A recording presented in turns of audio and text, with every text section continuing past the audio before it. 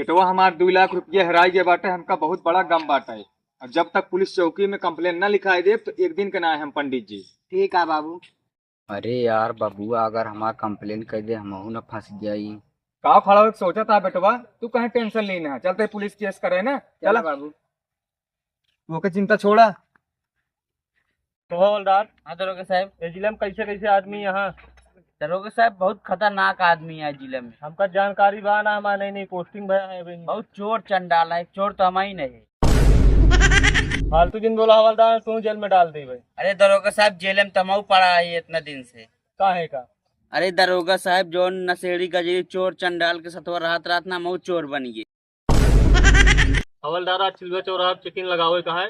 हाँ दरोगा साहब। ड्यूटी तगड़ी रहा चाहिए उमा। ठीक है दरोगा साहब। नमस्कार दरोगा साहब।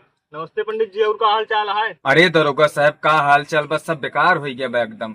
जो रखी रखाई पूंजी रही सब लूट ले गए चोर चंडाल। दरोगा साहब हमारी कंप्लेन लिखा हुआ दरोगा साहब, हमारा कंप्लेन लिखा, हमारा पैसा मिल जाए चाहिए दरोगा साहब। आप बहुत ज्यादा कड़ी शासन लगा दरोगा साहब। ठीक है पंडित जी, हम ताकि कंप्लेन लिख लेते हैं।